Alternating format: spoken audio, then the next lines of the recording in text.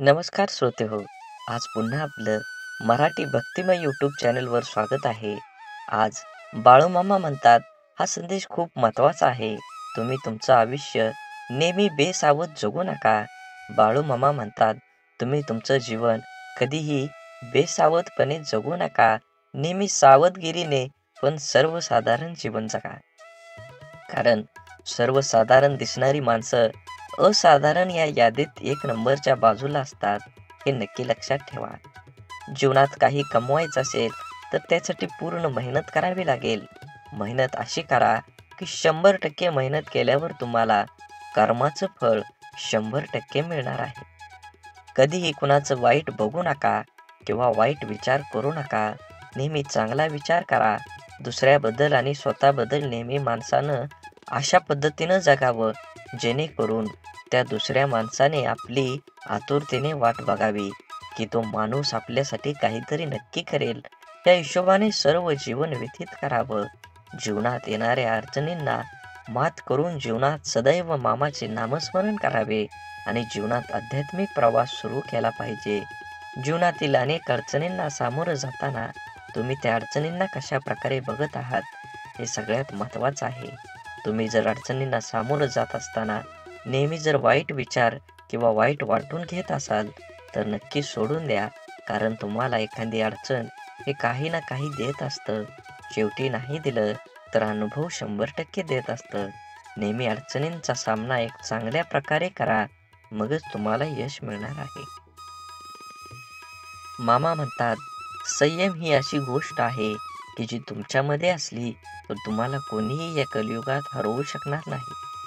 ज्यावेळेस प्रयत्न करून सुद्धा तुम्हाला यश मिळत नसेल, तर जाणून घ्या तुमच्याकडे खूप मोठा संयम आहे. तरच तुम्ही यशस्वी होऊ शकतात. हे प्रत्येकानं लक्षात ठेवा. पाहून दुर्लक्ष करू नका. हा संदेश जर तुम्ही उघडून बघत असाल तर नक्कीच तुम्ही भाग्यवान आहात. श्री संत सद्गुरू बाळूमामांचा कृपा आशीर्वाद तुमच्यावर अखंड आहे आणि तुम्ही खूप नशीबवान आहे की बाळूमामांचा आशीर्वाद आपल्यावर मिळणं हे खूप भाग्योदय आहे. असेच बाळूमामांचे संदेश आपल्यापर्यंत पोहोचण्यासाठी पहिल्यांदा व्हिडिओला लाईक करा. चॅनलवर नवीन असाल तर चॅनलला सबस्क्राईब करून शेजारील बेल आयकॉन नक्की प्रेस करा, जेणेकरून येणारे असेच नवनवीन व्हिडिओ आपल्यापर्यंत पहिल्यांदा पोहोचतील. आणि बाळूमामांच्या नावाचा जयघोष करा कमेंटमध्ये. बाळूमामा म्हणतात, आयुष्यात आनंदी क्षणासाठी पैशाने कमवलेल्या वस्तूपेक्षा स्वभावाने कमवलेली माणसं जास्त सुख देतात. स्वभाव पेढ्यासारखा पाहिजे, जो राजवाड्यात जेवढी चव देतो तेवढीच चव झोपडीत पण देतो. ज्याची सुरुवात इमानदारी, कष्ट आणि शून्यापासून होते, त्यांना हारण्याची, घाबरण्याची, ओळख निर्माण करण्याची गरज आणि भीती नसते. त्या सर्व गोष्टी आपोआप मिळतात. आपल्याला किती लोक ओळखतात याला महत्त्व नाही, तर ते आपल्याला का ओळखतात याला महत्त्व आहे. नसलेल्या गोष्टींपेक्षा असलेल्या गोष्टींचा आनंद घ्या, कारण पूर्ण चंद्रापेक्षा अर्धचंद्र हा अधिक सुंदर असतो. न रुचणाऱ्या गोष्टी सोडून द्यायला शिका, कारण घेतलेला श्वास सोडल्याशिवाय पुढला श्वास घेता येत नाही. मनाच्या दरवाजातून संशयात प्रवेश करतो, त्याच वेळी त्या दरवाजातून प्रेम आणि विश्वास दोघेही बाहेर पडतात. माणूस वाईट नसतोच, माणसावर येणारी परिस्थिती वाईट असते. चांगल्या कर्मानं ती बदलता येते. वाईट परिस्थितीत साथ देणारी माणसं नात्याची असावेत वा नसावेत, ती खरी आपली माणसं असतात. जीवनात वादळ येणं देखील आवश्यक आहे. तेव्हाच तर कळतं, हात सोडून पळतं तर कोण हात धरून चालतो. जेव्हा तुम्ही मनावर विजय मिळवता तेव्हा कोणतीही विषय तुमची नजर आणि मार्ग विचलित करू शकत नाही. आपल्याकडे जगाला देण्यासाठी काहीच नाही असं वाटत असेल तर चेहऱ्यावर एक छानसं स्माईल द्या. हे छोटंसं हास्य इतर कोणत्याही वस्तूपेक्षा खूपच मौल्यवान आहे. मन आणि छत्रीत एक साम्य आहे. जेव्हा त्या उघडलेल्या असतात तेव्हा त्या उपयोगीच्या होतात, नाहीतर एरवी ओझंच वाढवतात. म्हणून आयुष्य आनंदाने जगलं पाहिजे. आयुष्यामध्ये अथक परिश्रम करून आपलं ध्येय गाठलं पाहिजे. चांगलं कर्म केलं तरच आपल्याला चांगलं फळ मिळणार आहे. आयुष्य अत्यंत मर्यादित आहे आणि जीवनाचा जेव्हा शेवट होईल तेव्हा इथली कोणतीच गोष्ट आपल्याला सोबत नेता येणार नाही. मग जीवनात खूप काटकसर कशासाठी करायची? आवश्यक तो खर्च केलाच पाहिजे. ज्या गोष्टीतून आपणास आनंद मिळतो त्या गोष्टी केल्याच पाहिजेत. आपण गेल्यानंतर पुढं काय होणार याची मुळीच चिंता करू नका. कारण आपला देह जेव्हा मातीत मिसळून जाईल तेव्हा कोणी आपलं कौतुक केलं, काय टीका केली, काय फरक पडतो? जीवनाचा आणि स्वकष्टाने मिळवलेल्या पैशाचा आनंद घेण्याची वेळ निघून गेलेली असेल. तुमच्या मुलांची खूप काळजी करू नका. त्यांना स्वतःचा मार्ग निवडू द्या. स्वतःचं भविष्य घडवू द्या. त्यांच्या इच्छा, आकांक्षा आणि स्वप्नांचे तुम्ही गुलाम होऊ नका. मुलांवर प्रेम करा. त्यांची काळजी घ्या. त्यांना भेटवस्तू द्या. मात्र काही खर्च स्वतःवर, स्वतःच्या आवडीनिवडीवर नक्कीच करा. जन्मापासून मृत्यूपर्यंत नुसतं राबणं म्हणजे आयुष्य नाही, हे देखील लक्षात ठेवा. तुम्ही 50शीत आहात. आरोग्याची हेळसांड करून पैसे कमवण्याचे दिवस आता संपलेले आहेत. पुढील काळात पैसे मोजून सुद्धा चांगलं आरोग्य मिळणार नाही. या वयात प्रत्येकापुढे 2 महत्त्वाचे प्रश्न असतात. पैसा कमवणं कधी थांबवायचं आणि किती पैसा आपल्याला पुरेल? तुमच्याकडे शेकडो, हजारो एकर सुपीक शेतजमीन असली तरी तुम्हाला दररोज किती अन्नधान्य लागतं? तुमच्याकडे अनेक घरं असतील पण रात्री झोपण्यासाठी एक खोली पुरेशी असते. एक दिवस आनंदाशिवाय गेला तर आयुष्याला एक दिवस तुम्ही गमावला आहात. एक दिवस आनंदात गेला तर आयुष्यातला एक दिवस तुम्ही कमवला आहात. हे लक्षात असू द्या. आणखी एक गोष्ट, तुमचा स्वभाव खेळकर, उमदा असेल तर तुम्ही आजारातून लवकर बरे व्हाल आणि तुम्ही कायम प्रफुल्लित असाल तर तुम्ही आजारी पडणार नाहीत. सगळ्यात महत्त्वाचं म्हणजे आजूबाजूला जे उत्तमनी उदात्त आहे त्याकडे पहा, त्याची जपणूक करा. आणि हो, तुमच्या मित्रांना कधीही विसरू नका. त्यांनाही जपा. हे जर तुम्हाला जमलं तर तुम्ही मनाने कायम तरुण राहाल आणि इतरांनाही हवेहवेसे वाटाल. मित्र नसतील तर तुम्ही नक्कीच एकटे आणि एकाकी पडाल. त्यासाठी दररोज व्हॉट्सअपच्या माध्यमातून संपर्कात राहा. हसानी हसवत राहा आणि मुक्त दाद द्या. म्हणूनच म्हणतो, आयुष्य खूप कमी आहे, ते आनंदाने जगा. प्रेम मधुर आहे, त्याची चव चाखा. क्रोध घातक आहे, त्याला गाडून टाका. संकटे ही क्षणभंगूर आहेत, त्यांचा सामना करा. डोंगराआड गेलेला सूर्य परत दिसू शकतो, पण माथ्याआड गेलेला जिवलग परत कधीच दिसत नाही. नाती जपा. एकमेकांना आदर प्रेम द्या. नाहीतर आयुष्य हे क्षणभंगूर आहे, कधी संपेल कळणारही नाही. म्हणून नेहमी आनंदी राहा, आनंदी द्या आणि सर्वांना आनंदाने जगण्याचा प्रयत्न करा. कोण काय बोलणार हे आपण ठरवू शकत नाही, परंतु त्यावर काय प्रतिक्रिया द्यायची हे आपणच ठरवू शकतो. ज्या गोष्टी प्रत्यक्षपणे समोरच्या व्यक्तीला बोलता येत नाही त्या गोष्टी टोमणे मारून ऐकवण्याची सवय काही लोकांना असते. काही लोकांना मजाकमध्ये मनातलं बोलून घेण्याची सवय असते. समोरच्या व्यक्तीला जर राग आला तर मी मजाक केली असं बोलून विषय संपवायचा. एखाद्या व्यक्तीस लज्जित करण्यासाठी, दुःखी करण्यासाठी अनेकदा टोमणे आणि मजाक यांचा वापर केला जातो. सरळ बोलण्यापेक्षा एखाद्याला आडवं बोलणं, शब्दांचा टोला मारून अप्रत्यक्षपणे खिल्ली उडवणं, चेष्टा मजाक करणं यामध्ये काही लोकांना खूप आनंद मिळतो. आपण काय बोलतो यावरून आपली पात्रता ठरते. कोणाबद्दल बोलतो याची नाही. कधी कधी टोमणं हे चांगल्या हेतूने पण असतात, परंतु बोलण्याचा हेतू वेगळा आणि ऐकणाऱ्यांचा वेगळा झाला की गैरसमज होतात. त्यामुळे त्याचा परिणाम होतो. एखाद्याची एखादी गोष्ट पटत नसेल तर प्रत्यक्ष बोलावे, तेही आपल्याला तेवढा अधिकार असेल तर. एकच नियम सगळ्यांना लागू होत आहे. आपण जितकं आपल्या शरीराविषयी जागरूक असतो तितकंच आपल्या मनाविषयी नसतो. त्यामुळं जेव्हा अनपेक्षित परिस्थिती आपल्या समोर येते तेव्हा आपला गोंधळ उडतो. आपल्यासाठी काय योग्य काय अयोग्य आहे हे आपल्याला पटकन ठरवता येत नाही. आपल्या शरीरात ज्याप्रमाणे बदल होतात त्याचप्रमाणे आपलं मन सुद्धा बदलत असतं.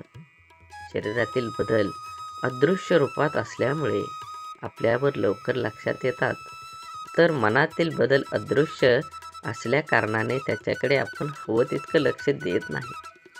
हेच कारण आहे जेव्हा अनपेक्षित परिस्थिती समोर येते तेव्हा आपली मानसिक स्थिती बिघडते. वेळ लागल्यावरच मनाची आठवण होते, तोपर्यंत शरीराच्या एका कोपऱ्यात आपण त्याला बंद करून ठेवतो.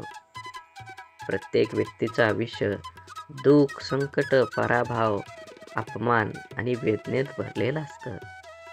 परंतु ज्याने आपल्या मनाला समजून घेतलं त्या व्यक्तीचं जीवन अपयश, अपमान, दुःखाने भरलेलं असूनही त्यांना आनंदी, शांत जीवन जगता येतं. आपल्या संपूर्ण जीवनावर जी गोष्ट हुकूमत गाजवते ती म्हणजे मन.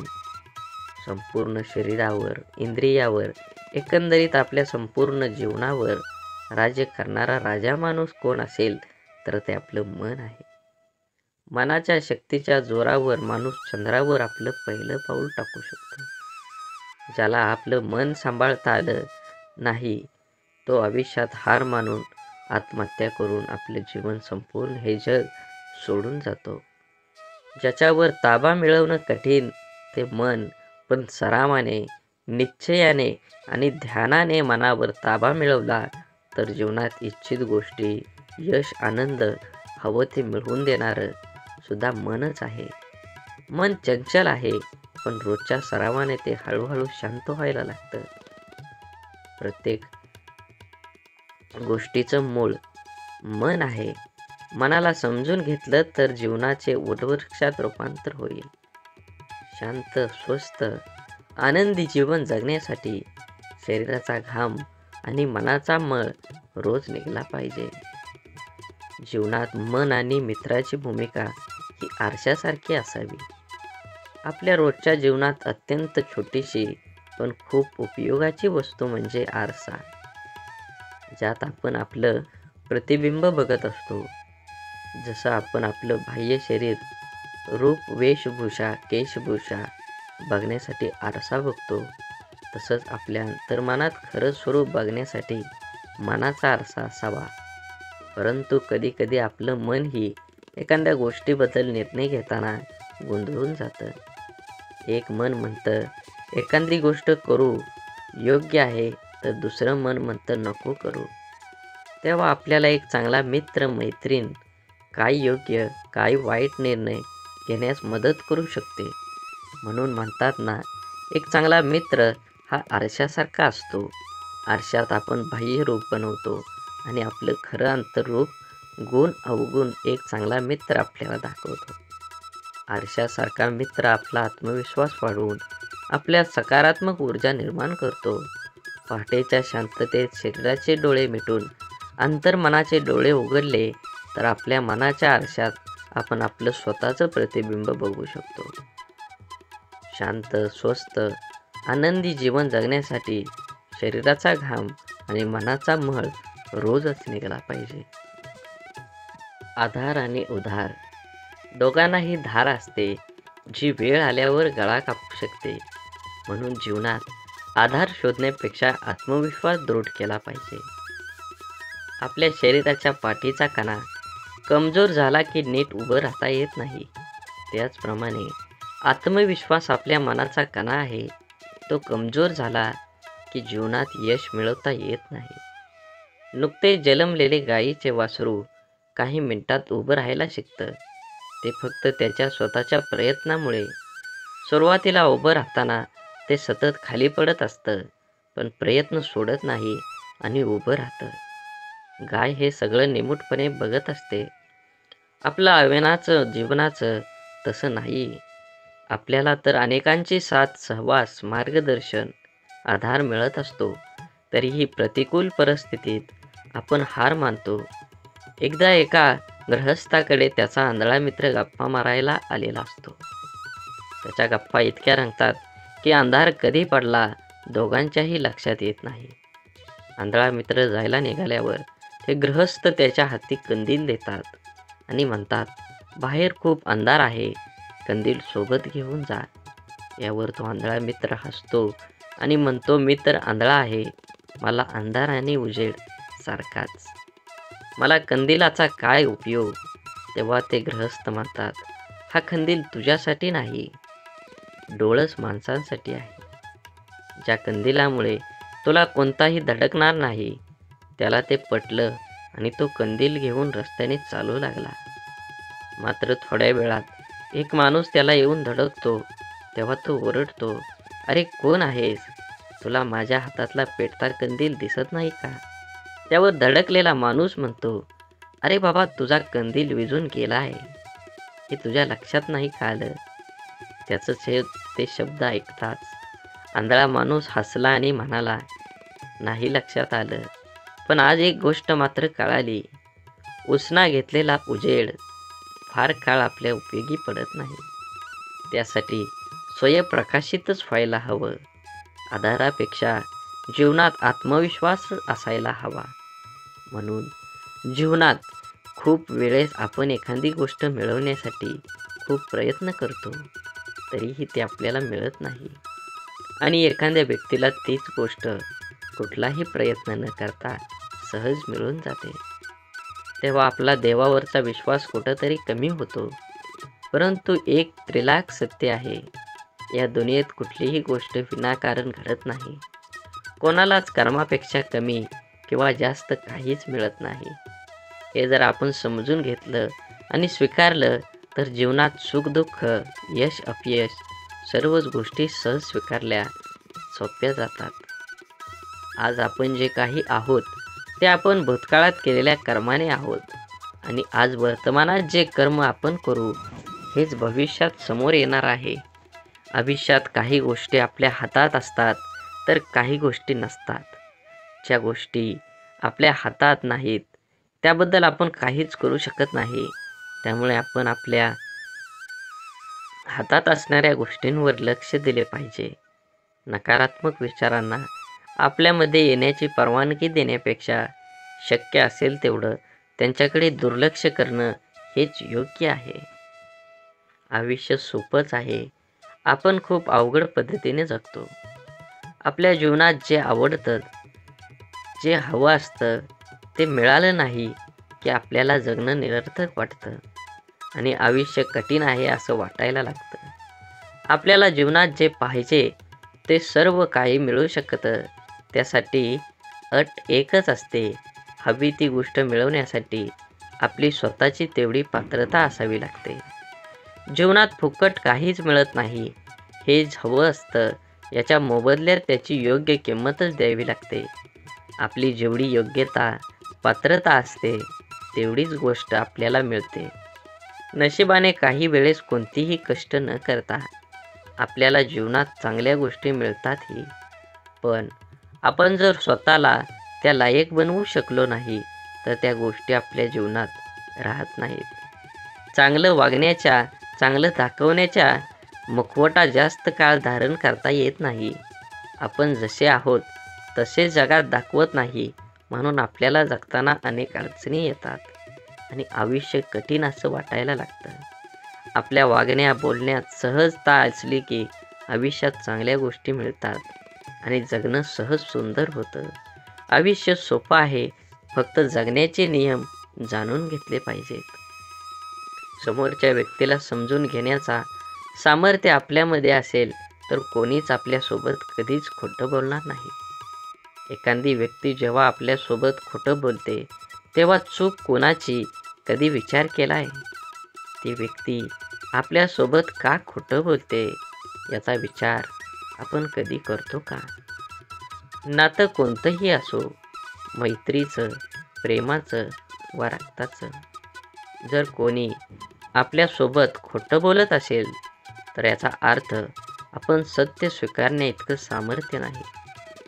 त्या व्यक्तीला आपल्याला दुखवायचं किंवा गमवायचं नसतं, म्हणून ती व्यक्ती आपल्यासोबत आपल्या मनासारखं वागत असते. आपल्याला जे आवडतं तेच करणं किंवा वेगळं काही केलं तर खोटं बोलून लपवणं, या आणि अशा अनेक गोष्टी ती व्यक्ती आपल्यासाठी करत असते. एक व्यक्ती किती जणांच्या मनासारखं वागू शकते? ज्या दिवशी आपण समोरची व्यक्ती जशी आहे तशी स्वीकारू, तिच्यावर आपल्या अपेक्षेचं ओझं लादणार नाही, त्या दिवशीपासून ती व्यक्ती आपल्यासोबत कधीच खोटं बोलणार नाही. एखादी गोष्ट चुकली असेल तर आपल्याला चूक आणि बरोबर काय यातला फरक प्रेमाने समजून घेऊन त्या व्यक्तीला निदर्शनात आणून दिला पाहिजे. ह्यानं होतं काय तर गैरसमज दूर होतील. आपण सोप्या गोष्टी अवघड पद्धतीनं करतो, म्हणून सोपं असलेलं आयुष्य आपल्याला कठीण वाटतं. जास्त प्रयत्न, जास्त परिणाम हे समीकरण आपण डोक्यात पक्कं करून ठेवलेलं आहे. पण एखादं ठराविक काम, गोष्ट करण्याची आपली क्षमता किती आहे याचा आपण विचार करत नाही.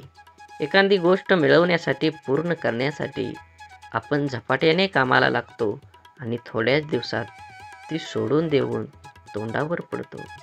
असं का होतं हेही आपल्याला कळत असतं, कळतंय पण वळत नाही, अशी आपली अवस्था असते.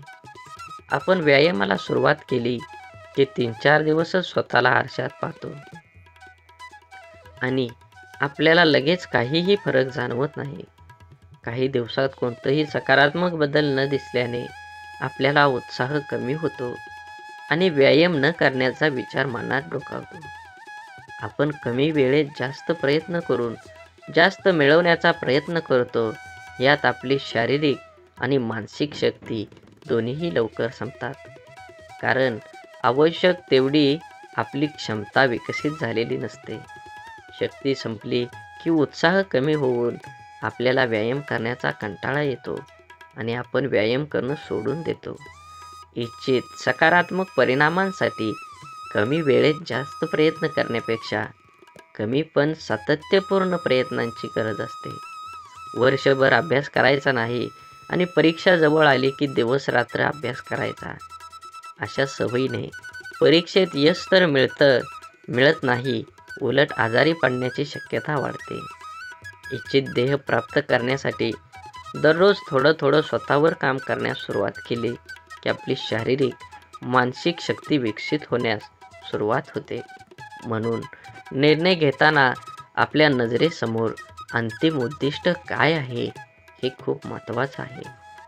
काय करावं, काय करू नये अशी स्थिती एकदा निर्णय घेताना आपल्या मनाशी होते.